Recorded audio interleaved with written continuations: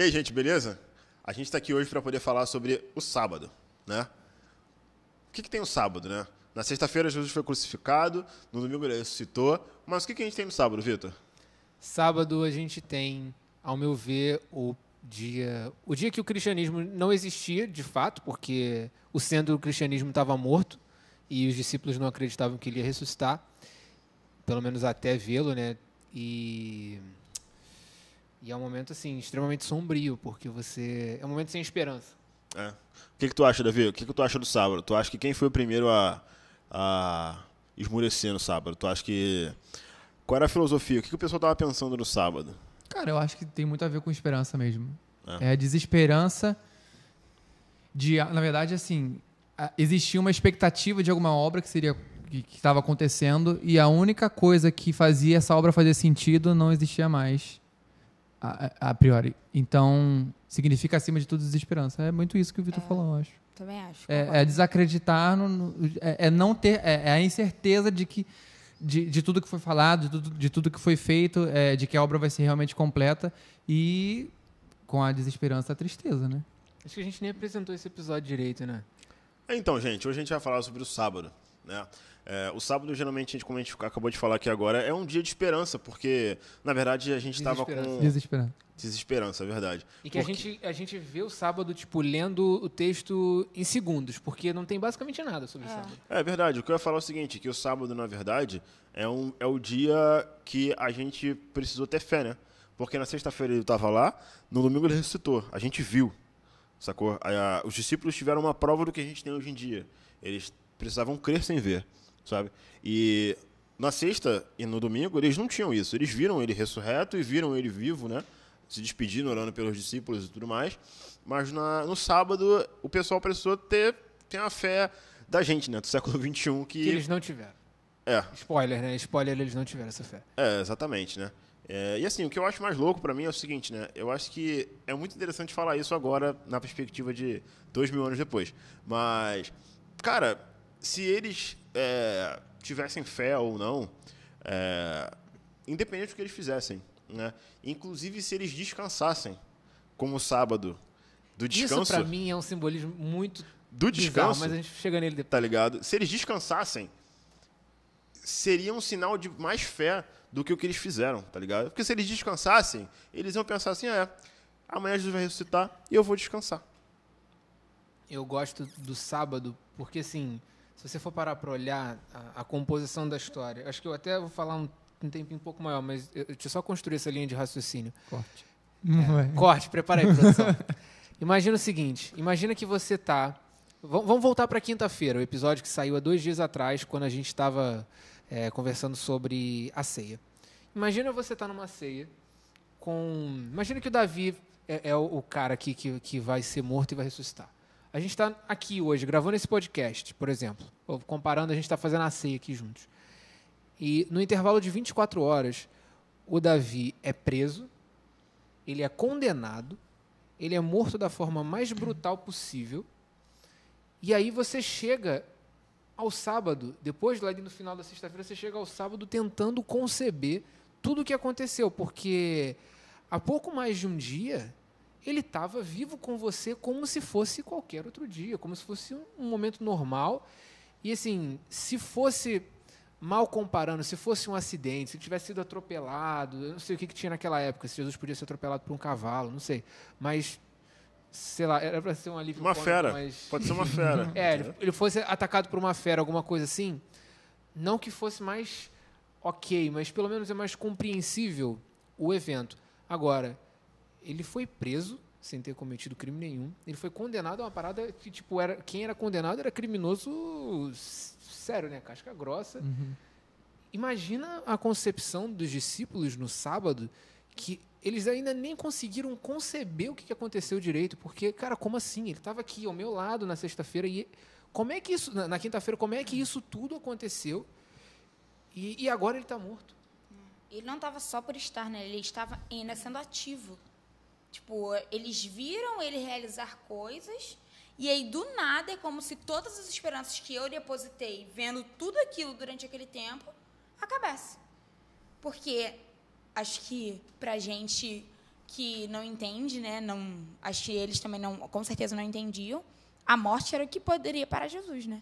E era isso que tinha acontecido. Exatamente, eu acho que aí mora talvez o ponto mais interessante que dialoga com a vida real que a gente tem hoje, né? É o momento que a gente olha e que tudo que a gente acreditou parece ter dado errado, ou parece que não era verdade.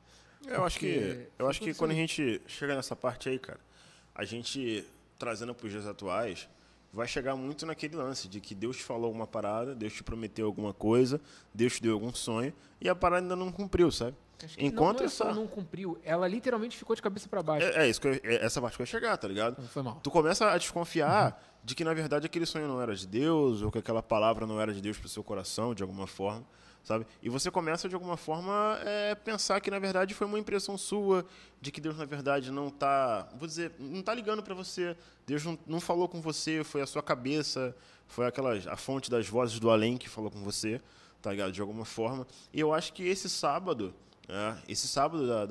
de Aleluia, sabe, é o nosso dia a dia, no espaço entre o declarar uma promessa, ou, tipo assim, reivindicar uma promessa e o cumprimento dessa promessa, sabe? Eu acho que a gente tá no sábado toda vez que a gente está nessa parte, sabe, da nossa vida, na nossa caminhada cristã. E eu acho que se você até for olhar essa construção, né, na ceia Jesus aponta o que vai acontecer, na sexta tudo dá errado, no sábado tudo acabou, no domingo ele vai ressuscitar e tudo vai voltar. Mas eu acho que é o ápice do desespero, porque você sai do que está apontando o caminho para o momento de susto, de medo, de aflição, de que, meu Deus, o que está acontecendo? Está tudo ficando fora do controle para o momento que não tem mais esperança nenhuma. E de uma pessoa também que sempre tinha tudo sob controle, né? Quando vinha a tempestade no meio do mar e tal, vocês não têm fé. Aí o cara vai lá, sobe no navio e fala, vento, para, mar, se acalma. Por mais que ele estivesse no controle, os discípulos não tinham essa percepção, né? Que ele estava controlando essa situação da morte. Exatamente, ele controlou até a morte, né? Isso é muito doido, porque assim, eles já tinham visto Jesus ressuscitar Lázaro, tá ligado? Quando fala daquela menina que ele fala que ele cura a distância, que fala, não, apenas dorme, sabe? Tipo, ele querendo ou não, ele tá muito sob o controle daquela parada, sabe? Só que, na verdade, quando aquilo acontece, tu fala, cara, agora foi ele que morreu, né?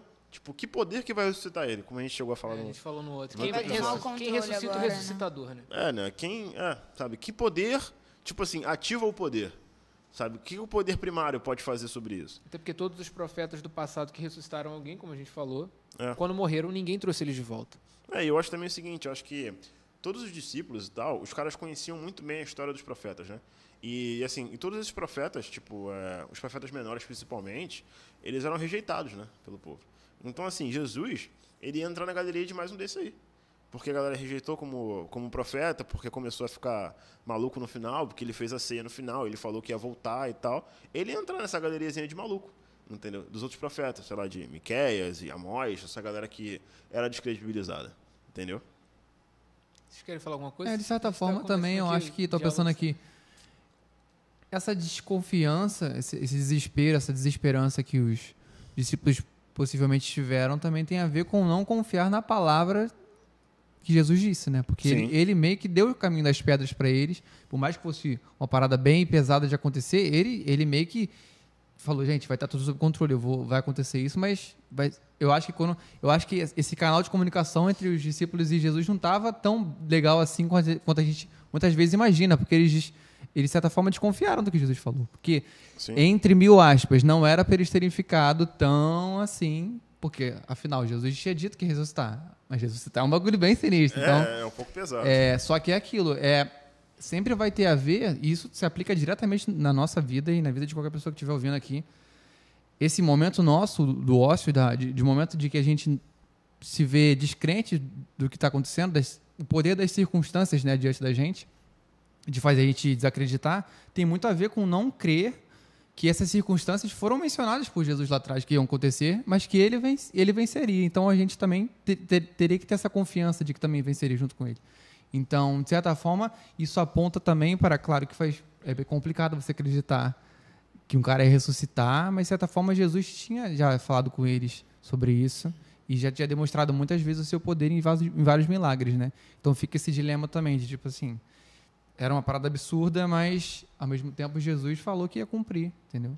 Isso se aplica muito nas coisas que a gente talvez na nossa vida tenha que não acredita muito. Uma boa comparação seja o seguinte, eles tinham visto Jesus fazer muita coisa, até mesmo ressuscitar outras pessoas, mas eles nunca tinham visto na história alguém que teria se ressuscitado ou previsto a sua morte e o seu retorno. Talvez se a gente for comparar isso com a nossa vida, seja, por exemplo, como você falou, Deus fala alguma coisa e tal. Imagina se Deus fala alguma coisa pra gente, a gente tem, na verdade, vivido experiências, temporadas, onde a gente percebe o mover de Deus de uma forma, só que chega uma hora que Deus vem e fala que Ele vai fazer algo que a gente nunca viu. Realmente, Deus está te mostrando isso. Fazer uma coisa que você nunca viu e que é muito mais impossível, se impossível pode ser ranqueado, é muito mais impossível do que todos os outros impossíveis que eu já Se a gente fiz. falasse aí também não, né, Jesus? Aí também já tá... Eu acho que Aí já tá brincando. É meio que o que os discípulos pensaram. É. Vai ressuscitar, você mesmo morrer, ressuscitar Exatamente. também não. Eu Então, acho que essa a gente faz descrença com que Deus. deixou eles... Eu acho que o que a gente faz com Deus é tipo isso. Pô, Deus, tu já fez tudo isso. Mas isso daqui não dá. Isso aqui é um outro nível de impossível. Eu acho que é um pouco nesse caminho. Também falamos sobre Davi também, né? Lembra? Se livrou do urso, livrou do leão, então o gigante também. Quer dizer, essa mentalidade que Davi tinha desde lá de trás, que a gente tanto fala, a gente é amigo aqui e sempre conversa sobre a mentalidade da graça que Davi tinha, mesmo lá na velha aliança, né? De tipo assim, de entender isso, de entender muita coisa, como o perdão de Deus, e milhões de coisas que ele já entendia que são coisas próprias da nova aliança, né? Se você for pensar. E Davi entendia muito isso também. Ele confiou que Deus lhe livraria do gigante porque ele o livrou do urso e do leão. Então tem muito a ver com isso também. Eu acho que muitas das vezes também, cara, os discípulos não associavam o cumprimento das promessas em Jesus Cristo. Mas só depois que ele morreu de fato e ressuscitou, que a galera começou a dizer, caraca, isso aí aconteceu para que se cumprisse a escritura lá de Isaías 53, que ele curou os enfermos e parará, tá ligado? Agora isso tudo aí. faz sentido. Agora tudo faz sentido. Que nem quando ele fala lá que, quer saber? Vocês estão vendo esse templo aí? Eu vou destruir tudo aí, não vai sobrar pedra sobre pedra, mas depois de 3 dias eu vou construir de novo, tá ligado? E, tipo, é muito doido, né? Porque na hora, ninguém entendeu nada. A Bíblia fala que na hora ficou todo mundo olhando pra cara do outro e ninguém entendeu nada, tá ligado? Só que agora, 2 anos depois, a gente lê e fala, pô, é óbvio, ele tá falando dele mesmo. Tipo, muito fácil, sabe? Eu acho que o senso de compreensão dos discípulos não vou dizer que era pouco, porque eu não tô ali pra falar sobre isso. Mas eu acho que a falta de contato com a fé, a pouca esperança, que eu acho que é o nome disso, né? A pouca esperança que eles tinham é a mesma que a gente tem hoje quando a gente não vê as coisas acontecendo da maneira que a gente quer, sabe? E sim das coisas como Jesus quer. Eu acho que essas coisas estão muito relacionadas porque, como no outro episódio a gente falou, né? Jesus teria que ser crucificado e ser entregue. Quer dizer, entregue e crucificado, né? Nessa ordem, sabe? E muitas das vezes quando a gente bota isso, vira o jogo nosso para nossa vida, do Vitor, sei lá, que ele vai ter que... Pô, cara, para tu passar por esse processo, tu vai ter que... Tu vai ficar de prova final em cálculo, mas eu tô te livrando de alguma coisa. Eu reprovei uma vez. Não, já passou em nome de Jesus. Já passei, não, já me formei, graças a Deus. Então, sabe? Enfim, eu não sabia disso, eu falei assim... Não? Não. Essa é uma história engraçada, não sei se vale pra hoje, mas em resumo, eu tirei 1,5, meio de novo na prova final, e o pior é que eu estudei pra tirar 9, e eu ensinei pra todo mundo passou, e eu tirei meio outra vez. Caraca, esse camarada é dolorido, né? Ai, que Estudou, triste. ensinou, todo mundo passou. Ele foi moído pela... Exatamente. Tipologia da Exatamente. graça. Aí aquelas férias foi justamente o meu sábado, antes de começar cálculo 3 de Até novo. esperar, né, cara? Até chegar a ressurreição. Mas foi uma história muito... Então, eu acho... Depois desse exemplo triste, né? É porque eu achava que eu podia ficar reprovado, porque eu tinha que tirar 9, mas assim, não tirou meio. Mas enfim, fecha esse parênteses. Mas então, a nossa vida é muito cheia disso, né, cara? É muito cheia dessas micro-esperanças que, na verdade, vão apontar para uma esperança eterna no final, quando Jesus voltar, né? Tá ligado? Eu acho que essas micro-esperanças é que demandam um sábado, cada uma delas, né? Cada uma dessas esperanças é um sábado, sabe? E é um sábado aqui, um sábado lá, um sábado da conversão de um parente seu, é um sábado de uma cura que na tua vida não tem acontecido, é o sábado de um emprego legal, sabe, que você está esperando. Tudo isso são vários sábadozinhos que a sua vida é composta, tá ligado? E querendo ou não, cara, os sábados são sobre a palavra de Deus, né? Sabe, os sábados são sobre descanso, né? A gente esquece muito que descanso na Bíblia é muito confiança, né? Descanso não é relaxar a mente e a cabeça, é confiança, tá ligado? O problema do sábado não é você trabalhar de fato, o problema do sábado é você não confiar, tá ligado? E isso para mim que é muito impressionante. A gente não confia, a gente não descansa. Sabe? A gente não consegue. A nossa capacidade humana no século XXI cria na gente uma demanda eterna de serviços, trabalhos, afazeres e tarefas, em compromissos, e até em relação a te sentir bem. Tu vai jogar um futebol no sábado, tu vai sair com a tua esposa no sábado, sabe? Mas tu não descansa a tua mente, entendeu? A gente estava conversando aqui agora há pouco, pô, vamos gravar tal dia? Não, tal dia eu não posso, porque eu tenho que ver um negócio no meu casamento lá em Araruama, sabe? E, tipo, tua mente não tá descansada, tá ligado? É uma demanda automática que a gente tem, não tem como, sabe? E assim, cada um tem o seu sábadozinho aqui, sabe? Cada um tem. O cara tem o sábado de se formar, tu tem o sábado de se formar também. Entendeu? Real. Uma coisa que eu tava pensando também é que muitas vezes, né, nesse sábado, que às vezes é um momento necessário para falar assim, ei, calma e vamos descansar. Isso. As pessoas pegam e falam assim, calma nada, porque na verdade Jesus perdeu o controle e eu tenho que fazer pelo meu esforço, pelo que eu acho. Quando, na verdade, cara, o Senhor, ele é tão bom que ele ainda falou assim, eu vou ser para você como uma torre forte, que é para você descansar e não para você ficar desesperado. E, às vezes, quando as coisas vêm, a gente acha que, na verdade, Deus perdeu o controle de tudo, quando, na verdade, ele tem tudo sob o controle sempre, né? Amém. Aleluia. Porque a visão dele vai além da nossa visão. E aí, em vez de a gente pegar isso e a gente trazer à memória as coisas que nos dão esperança, a gente fica sempre nesse limbo de... Ih, Jesus não fez aqui, então eu tenho que dar mais aqui de mim. Jesus não fez aqui, eu tenho que me entregar mais ali. Quando, na verdade, Jesus fala, ei, para, descansa e confia, porque eu estou cuidando, né? Se eu comecei, eu vou terminar. E eu acho que isso é um ponto também que a gente tem que pensar. E tem a cogitação do sábado dos discípulos, né? A galera que acreditava que Jesus era um líder militar que ia erigir o povo para uma intentona nacionalista e tomar o Estado romano, tá ligado? Pô, imagina, Jesus morre, pô, mataram o nosso líder, cara. Vamos juntar uma rapaziada, vamos começar a revolta agora, vamos pegar em arma, matar todo mundo e tal. Tu imagina como é que, tipo assim, existem contornos, tá ligado? Que poderiam muito bem estar na cabeça das pessoas ali na hora, tá ligado? Tipo, vamos fazer uma revolta política, vamos sair matando um monte de romano, vamos pegar César e crucificar ele também, tá ligado? Vamos, sei lá, espalhar um monte de cruz pelo Estado romano aí e começar a desafiar César. Vamos trocar nossas moedas e tirar a cara de César e escrever Jesus, sabe? Isso é muito louco, porque o homem cria vários subterfúgios para poder, de alguma forma, esquecer o descanso. Ou até tá assim, aquele que estava ali, que me salvou, sei lá, das pedradas, ele morreu, será que vão voltar contra mim? Porque como se anulasse, tipo, aquele momento de sábado foi um momento onde tudo foi contestado, porque parecia que tudo tinha acabado ali. Exatamente. E eu acho que, eu imagino que se fosse eu ia falar, Jesus, e agora o que está acontecendo? Humanamente tudo acabou, né, cara? Antes do domingo, tudo acabou ali. Tudo acabou, sim. Porque toda a visão que os discípulos tinham era isso. E eu não sei se existia um calendário de crucificação romano, não sei. Mas, tipo assim, tecnicamente pessoas morrem a todo tempo. Eu falei isso porque, assim, não sei se Jesus poderia ser crucificado no outro dia, além de sexta-feira. Mas ele poderia ter morrido, tecnicamente falando, a morte poderia vir qualquer dia. Não sei a crucificação em si e tal. Eu sei que existia promessa, toda essa questão, mas de todas as datas, Jesus justamente morre a tempo de você ter o dia do descanso ali.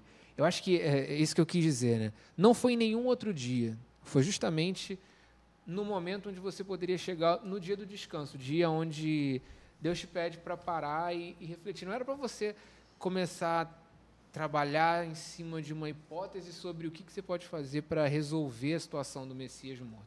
É o momento de confiar que Deus está tomando conta daquela situação, né? De que Ele é soberano sobre aquele problema todo que está acontecendo. Porque Ele mesmo falou lá atrás, né? Ele mesmo falou lá atrás que seria assim. Então mas até mesmo se Ele não tivesse falado, é o dia deles confiarem. Porque se Jesus fosse um mero profeta, mesmo assim era o dia deles descansarem, um mero profeta de Deus, digamos assim. Entendi. Mesmo assim era o dia deles descansarem confiando em Deus. Por mais que fosse um dia triste, isso eu não quero desmerecer, porque foi um dia triste, óbvio que eles ficaram arrasados com o que aconteceu. Eles amavam aquele Jesus, a pessoa de Jesus, eles eram amigos próximos. E fora que foi um dia atormentador também, né, cara? Que tipo, tudo virou treva, terremoto e tal. É uma parada bem louca que aconteceu, que a gente não sabe nem interpretar direito também, na verdade, né? Teve aquele negócio dos zumbis, né? Que os mortos... os mortos reviveram e tal, e são coisas que a gente não... Não tem zumbi na Bíblia, não. Mas são coisas que a gente, cara... Guerra Mundial Z. É verdade. Eu não sou muito fã de filme de zumbi, então não consigo brincar. É verdade. É verdade, é a praga, né? É a praga. Eu acho que o lance do sábado, o mais legal, assim, do sábado, legal no sentido do que a gente olha hoje e pode enxergar de lição, né? é que existe e vai existir na nossa vida esse momento de trevas assim completas e que vai ter o terremoto, vai dar tudo errado e que muitas vezes vai ser o momento que a gente vai ter que descansar em Deus, mesmo Ele tendo falado alguma coisa que Ele nunca fez antes e que a gente vai achar que é impossível demais para Ele cumprir. Não é, mas justamente porque a gente tem uma concepção limitada do que significa o ilimitado de Deus, né? A gente acha, já que a gente não consegue ter uma concepção completa, a gente entende que o ilimitado, por mais que conceitualmente a gente saiba que não tem fim, a gente entende que ele vem só até aqui e que o que Deus está falando está aqui. Então ele nunca vai chegar, enquanto de fato o ilimitado não tem esse limite.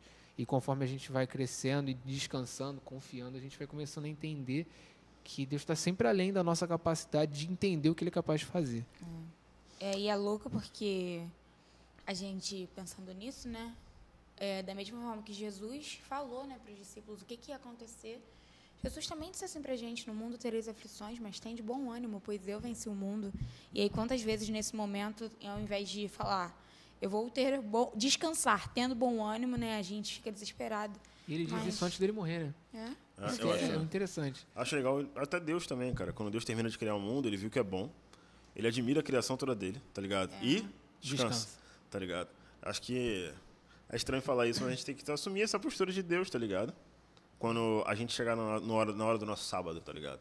É olhar para o que ele já fez e descansar, sabe? É olhar pro que as mãos de Deus realizaram e descansar, cara, sabe? Se Deus descansou frente ao que o poder dele mesmo já demonstrou, tá ligado?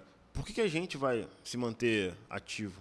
Sabe? Por que a gente vai desconfiar de que as mãos de Deus falharam em algum momento? Sabe? É muito complicado isso, cara. É muito difícil. Eu acho que isso só atesta o quanto que a gente precisa ter uma fé humilde, tá ligado? Uma fé que realmente é humilde a ponto de reconhecer que Deus é soberano sobre todas as coisas, cara. Que Deus realmente está no controle de tudo e que nada foge do controle de Deus. Por mais que a gente acredite que as coisas não estejam sendo feitas da nossa maneira, do nosso jeito, Deus continua executando as obras dele da maneira dele, sabe? Acho que uma coisa legal também disso, assim, ao passo que Deus tem o controle de tudo, a gente tem uma ilusão que a gente tem o controle das coisas, mas no fundo a gente não tem nada. A gente assume que a nossa ilusão, na verdade, é controle sobre alguma coisa. Mas, assim, sobre as coisas mais ridículas a gente não tem controle. Por exemplo, eu não tenho controle se eu vou engordar ou não. Eu preciso policiar a minha alimentação e o meu exercício, porque se for só do meu desejo, eu não sou capaz de controlar meu corpo propriamente. Eu não sou capaz de controlar, por exemplo, se eu vou chegar em casa vivo hoje, depois dessa gravação. Acredito que sim, espero muito, porque eu quero estar no próximo episódio. Mas, senão vai ser um sábado. Mas, assim, o ponto que eu quero dizer é o seguinte: a gente faz um monte de plano, eu acho que está certo a gente fazer um monte de plano, mas, no fundo, a gente não tem controle. As coisas saem do controle de muitas formas. E, assim, sejam grandes ou pequenas. Por exemplo, eu fui assaltado indo para a academia de manhã, quase na porta de casa. Eu não tinha controle sobre aquilo. E aí foi o meu autenticador do acesso dos sistemas do trabalho junto do celular. Eu fiquei todo enrolado para conseguir trabalhar. Eu não tinha controle mais nenhum. Por quê? Porque eu não tive controle sobre a situação que me aconteceu. Graças a Deus não aconteceu nada de ruim e tal. Não sofri nenhum dano físico, né? Mas, assim, o ponto que eu quero chegar é o seguinte: a gente acha que a gente tem um controle. Eu tinha aquele dia planejado, eu tinha uma série de coisas para resolver, eu ia malhar, ia voltar para casa, ia trabalhar, e do nada tudo virou: caraca, volta para casa, cancela isso, apaga o celular, rastreia, entra faz BO, chega no trabalho para dar um jeito de conseguir trabalhar sem conseguir acesso às coisas, depois vai comprar outro celular. Tipo assim, eu sei que é um exemplo pequeno, mas é justamente para mostrar isso. No fundo, a gente faz planos, mas a gente não tem controle nenhum. E quando a nossa ilusão de controle é rompida, que eu acho que talvez fosse o que tinham os discípulos ali, eles tinham uma ilusão de controle de que Jesus ia estar sempre ali bem, até o momento que ele fosse revelar como o Messias que eles esperavam, eles viram que já não fazia mais sentido. Tipo, meu Deus, a gente não tem controle de nada. Eu acho que é interessante, cara, essa parada de controle, porque a primeira regra para o milagre acontecer é entender que você não tem mais controle. É verdade. Isso é muito doido, porque os milagres acontecem, as interferências de Jesus acontecem, quando a gente percebe que a gente não tem mais controle. Desde, sei lá, a mulher do fluxo de sangue, ou até o vinho lá o vinho da festa, das bodas lá, até o sábado, né? Que a gente está falando aqui agora. O milagre aconteceu, as coisas aconteceram porque simplesmente não se tinha mais controle, tá ligado? Quando você começa a perceber que uma parada, você não tem mais controle sobre alguma coisa, é um grande sinal de que Jesus está agindo por trás dos bastidores sem você perceber, tá ligado? De que algum milagre está sendo preparado de alguma forma, entendeu? De que o próprio Jesus em si te deixa chegar nessa situação de ficar sem controle, para que você possa crescer na caminhada, crescer em fé, e aí sim aprenda a depender dele, tá ligado? Eu acho que uma das lições dos milagres de Jesus é exatamente essa, sabe? Cara, você não tem controle de nada, eu sei o que tem. Desde os milagres da natureza, a multiplicação de pães e peixes e até as curas dos enfermos. Sabe? É muito realmente parar e pensar assim, cara, você não tem controle sobre a doença, você não tem controle sobre a natureza, você não tem controle sobre o alimento e até a sociedade que está junto com você. O que você tem controle? De nada. Tipo, quem tem controle de tudo sou eu. Entende? Mas isso é muito louco, porque se você parar para pensar, isso faz com que a gente reflita que, na verdade, é exatamente isso. Nós precisamos ter dependência em Deus. Mas hoje a gente vive num mundo onde a independência é maior do que todas as coisas. É verdade. Então a gente ainda tem que lutar contra isso. Eu preciso ser independente, sim, em alguns aspectos, mas o meu desejo de ser independente na Terra não pode ser maior do que a necessidade que eu tenho de ser dependente de Cristo, que está sobre todas as coisas. Isso é muito louco, porque isso vai precisar de um exercício diário para que você se lembre disso, para que você possa manter constância nesse entendimento de dependência de Deus. Eu acho isso muito louco. A gente vive numa cultura muito realmente independente, né? E assim, querendo ou não, cara, a nossa mente funciona muito para associação, né?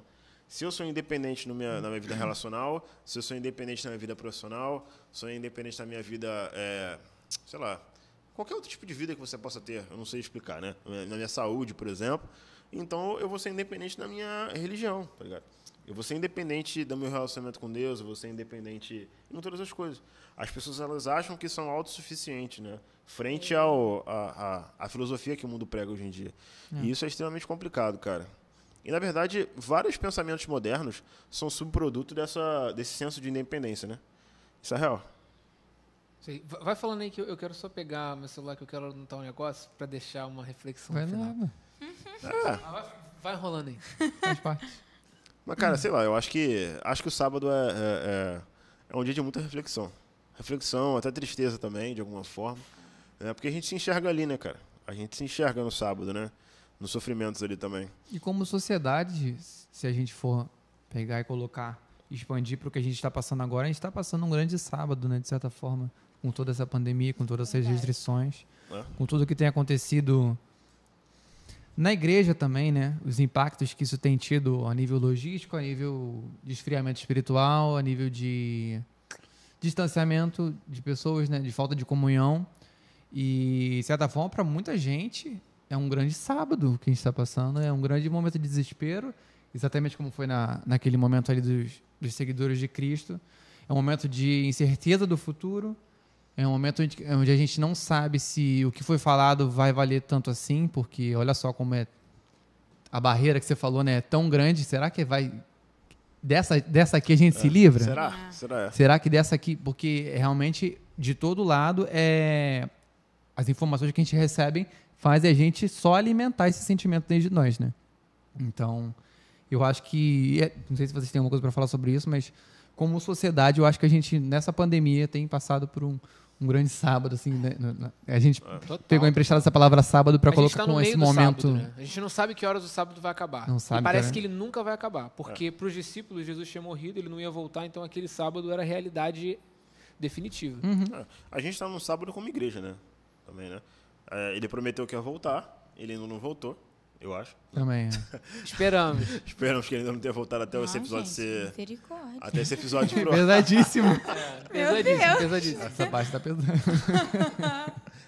A gente só tá rindo porque a gente tem certeza que ele não voltou, senão a gente já tá desesperado. Descansei. Jesus. É verdade, descansei. O Davi pegou a vibe da parada. Descansados, sabe? É um grande descanso pra igreja, querendo ou não. Tipo, é confiar em cima de uma parada que Jesus falou, tá ligado? Eu vou voltar e é isso aí. Entendeu? Mas hoje também eu acho que ainda é mais fácil confiar nisso, porque você vê também que lá atrás, tipo, ele voltou. Sim, ele voltou, entendeu? claro. Sim. E aí eu acho também que vai muito disso. A gente, nesse momento de sábado, Hoje é mais fácil, acho que antigamente não dava, mas hoje a gente consegue se achegar a outras pessoas que talvez tenham mais fé nesse sábado do que outras. Então, por exemplo, eu tô vivendo um sábado. Então, cara, eu vou ali no Lopes, porque o Lopes ele vai ser a pessoa que vai me encorajar para descansar nesse sábado.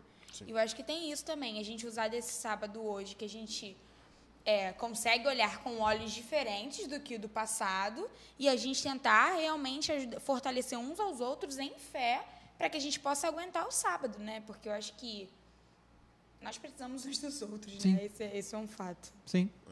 Agora eu vou... Vai, Vitor, solta a sua profecia. Eu acho que... Eu não sei se a gente tem muito mais coisa para falar. Eu acho que a gente cobriu uma série de coisas super interessantes aqui. Acho né? que o sabadão acabou. Foi muito bom. Acho que o sabadão acabou. Então, Sabadão. eu queria deixar 3 perguntas de reflexão, já que hoje foi um dia mais Que isso. reflexivo. Aleluia. Dever de casa, né? Dever de casa, para você fazer aí, você parar, até anota no papel e pensa.